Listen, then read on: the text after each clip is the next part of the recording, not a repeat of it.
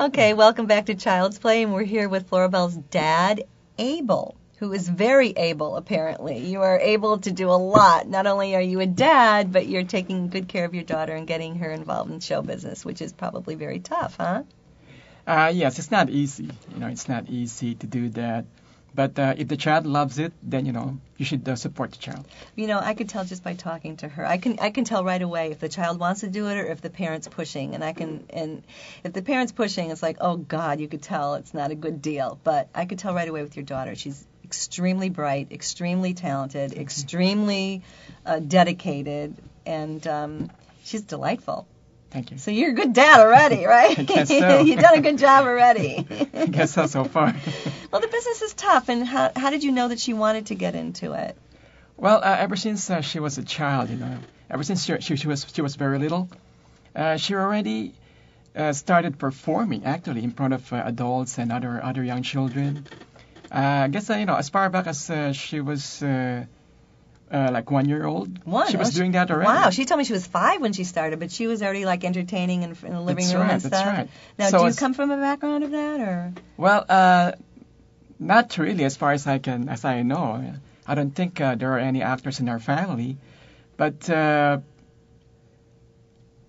guess it must have skipped a generation, a couple of generations. But you knew right away she was involved, and you supported it. That's right. We knew when she was very young that she has a flair for acting, and performing in front of people. And just like she said, when she was 5 years old, she joined the kids choir in San Diego, because we're from San Diego. Yes. And the kids choir over there has musicals. They have like 2 or 3 musicals a year. And of course, they have to audition for acting parts in those musicals. So what music? It's here on her resume. Which ones did she do here? The Best Christmas Present Ever. Here, yes. And these were the last 2 she did. Okay. But they do like 2 or 3 a year, and she's been doing that since she was 5. So she's a triple threat because she sings, she dances, and she acts. I guess that's what most performers are nowadays. Yeah, it's real, especially cover now. All bases, basically. Years ago, it was like, okay, you had to be a triple threat, and then it kind of went away for a while. And now with all the TV shows with singing and dancing, that's right. It's great that you're doing this with her. Right. So you've been in the business for a while with her, okay, a few years here. Any questions that you might have for me that I might be able to answer? I guess would it help to have a manager also? Well, that's a good question, because people always say, why would you want to have a manager? Because all they do is take 15% or whatever. They're already taking 10% from the agent, and the Coogan account, you have a Coogan account open for her. That's very important to have a Coogan account because that protects the child. Later on, they're not allowed. Producers put directly some of the paycheck, 15%, into an account for the child. Right. So that, and then Uncle Sam takes money, and so by the time you're left with almost nothing, and a manager's could take 15% for what? So that's a very good question. It's like, what is there to manage? Is there something to manage? Here's how I look at it. I look at it as a manager. The manager only has a certain amount of kids. I have 20 to 25 kids usually. That's what I was told. Yeah, depending on, the parent can't do it anymore, the kid loses interest, or they leave town, or whatever, they give up, they move back to Ohio. I think that the manager only having a few kids compared to agencies that have quite a few hundred and sometimes even 1,000 if it's a lot of departments. The manager helps take care of the child and really oversees the whole picture. So we're not supposed to procure work for the children, but as things go by, you kind of get the idea of things. You call the agent to get them to submit. You get on top of them, and say, hey, how about this? Or do you have a better relationship? Or sometimes if I have a good relationship with people, because I've worked with so many, in the business being a comedian before, I've worked with all the producers. Right? So I'll email the agent and go, hey, I work with that producer. I was the warm-up for that. So sometimes I have the connections that maybe they don't have. And they don't have the time to pitch sometimes, to make the calls. And I know the kids better as a manager. It's more of like a personalized service, I guess. it's more of like a personalized service, I guess, with having a manager, right?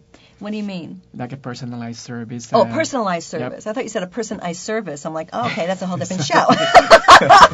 A personalized, That's yes. right. Yes, it's a very personal thing because I know the kids. I know when the agents don't want to know what's going on with your life. I shouldn't say that. They care, but they don't have the time as much as a manager because we have That's right. I want to know if you have a handling. cold. I want to know if you have the swine flu. God forbid. I want to know if you're not feeling well, if you can't take her to an audition. I mean, it's easier for you to call a manager and I could book out all your agents if you're not if Floribelle's not feeling good, so you don't have to call each agent. I mean, is it worth 15%, for me to make the phone call? Sometimes it is. Mm-hmm. It just is. I make sure you have the right headshots. I make sure that you have the 5 different looks that we need. The agents will go, yeah, I like this shot and this shot. On the breakdown services, I'll have maybe 6 shots up of the child, to choose from. I'll have the victim, which she played very well, by the way, when we did our little talk.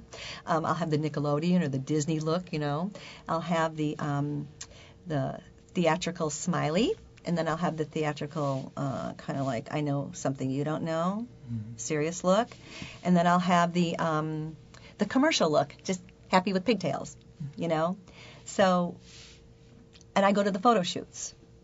The agents don't go to the photo shoots. They want the pictures in their hands. They don't want to go to the photo shoots and get the pictures.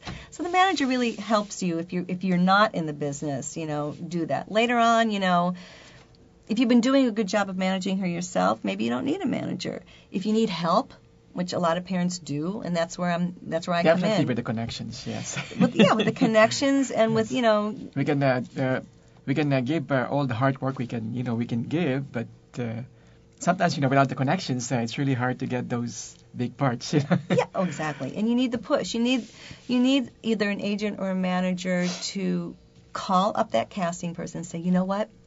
I know she did the second scene and she was prepared for all 4. Yes. Can you have her come back right now and do that first scene? Because that's the real good one. And you had her do the third one. Have her come do it. She will knock your socks off. And as a manager, I have seen the scene. I've seen her do it. So I know she's good. Yes.